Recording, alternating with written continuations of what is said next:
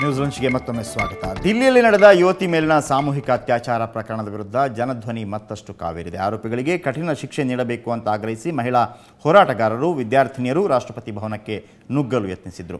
ಆರೋಪಿಗಳು ಈಗಾಗಲೇ ತಪ್ಪೊಪ್ಪಿಕೊಂಡಿದ್ದು ಬಂಧನದಲ್ಲಿದ್ದಾರೆ. ಅವರಿಗೆ ಅತ್ಯಂತ ಕಠಿಣ ಶಿಕ್ಷೆ ವಿಧಿಸಬೇಕು ಅನ್ನೋದು ಮಹಿಳಾ ಸಂಘಟನೆಗಳ ಆಗ್ರಹವಾಗಿದೆ. ಅಲ್ಲದೆ ಅತ್ಯಾಚಾರ ವಿರುದ್ಧ ಕಠಿಣ ಕಾನೂನು ಜಾರಿಗೆ ತರಬೇಕು ಅಂತ ಕೂಡ ಆಗ್ರಹಿಸಿದ್ದಾರೆ.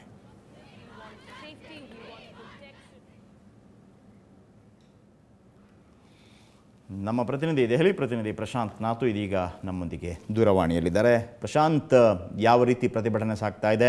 ಅದು ಕೂಡ ರಾಷ್ಟ್ರಪತಿ ಭವನಕ್ಕೆ ನುಗ್ಗುವಂತಹ ಪ್ರಯತ್ನ ಕೂಡ ಇವತ್ತು ಸಾಕ್ತು. ಏನಿದೆ ರಿಪೋರ್ಟ್? ಜಯಪ್ರಕಾಶ್, ದೆಹಲಿ ವಿದ್ಯಾರ್ಥಿ ಸಂಘಟನೆಗಳು ಮತ್ತು ಮಹಿಳಾ ಸಂಘಟನೆಗಳ ಆಕ್ರೋಶ ಇನ್ನೂ ಕೂಡ ಮುಂದುವರೆದಿದೆ. ಈ 23 ವರ್ಷದ ಯುವತಿಯ ಸಾಮೂಹಿಕ ಅತ್ಯಾಚಾರದ ಏನು ಆರೋಪಗಳಿದ್ದಾರೆ ಅವರಿಗೆ ಉಗ್ರ ಶಿಕ್ಷೆಯನ್ನ ನೀಡಬೇಕು ಅಂತಕ್ಕಂಥದ್ದು ಮಹಿಳಾ ಸಂಘಟನೆಗಳ ಪ್ರಮುಖವಾಗಿರ್ತಕ್ಕಂಥ ಒತ್ತಾಯ. ಇವತ್ತು ಮಹಿಳಾ ಸಂಘಟನೆಗಳು ಸಾಕಷ್ಟು ಸಂಖ್ಯೆಯಲ್ಲಿ ಬಂದು ರಾಷ್ಟ್ರಪತಿ ಭವನವನ್ನ ಮುತ್ತಿಗೆ ಹಾಕಲು ಕೂಡ ಯತ್ನಿಸಿದ್ರು. ನಾರ್ತ್ ಬ್ಲಾಕ್ ಮಾರ್ಗವಾಗಿ ಸಾಕಷ್ಟು ದೊಡ್ಡ ಸಂಖ್ಯೆಯಲ್ಲಿ ವಿದ್ಯಾರ್ಥಿನಿಯರು ರಾಷ್ಟ್ರಪತಿ ಭವನಕ್ಕೆ ಮುತ್ತಿಗೆ ಹಾಕಿದ್ರು.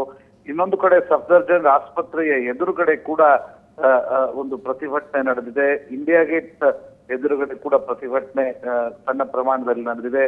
ಒಟ್ಟಾರೆ ದೆಹಲಿಗರ ಆಕ್ರೋಶ ಇನ್ನೂ ಕೂಡ ನಿಂತಿಲ್ಲ ಅಂತಕ್ಕಂಥದ್ದು ಸ್ಪಷ್ಟ. ಈ ರೀತಿಯಾಗಿರ್ತಕ್ಕಂಥ ಅಮಾನುಷ ಕೃತ್ಯವನ್ನ ನಡೆಸಿದವರಿಗೆ ಉಗ್ರ ಕಠಿಣ ಶಿಕ್ಷೆಯನ್ನ ನೀಡಬೇಕು ಅಂತಕ್ಕಂಥದ್ದು ಮಹಿಳಾ ಸಂಘಟನೆಯ ಮೊದಲ ಬೇಡಿಕೆ. ಎರಡನೇದು ಪ್ರಮುಖವಾಗಿರ್ತಕ್ಕಂಥದ್ದು ಜಯಪ್ರಕಾಶ್, ಸಂಜೆ ಆಗುತ್ತಿದ್ದಂತೆ ಮಹಿಳೆಯರಿಗೆ ಓಡಾಡಲು ಕೂಡ ದೆಹಲಿಯಲ್ಲಿ ಆಗದ ಸ್ಥಿತಿ ಇದೆ. ಇದನ್ನ ಮೊದಲು ಸರಿಪಡಿಸಬೇಕು ಅಂತಕ್ಕಂಥ ಒಂದು ಒತ್ತಾಯವನ್ನ ಕೂಡ ಮಹಿಳಾ ಸಂಘಟನೆಗಳು ಮಾಡ್ತಾ ಇದ್ದಾರೆ.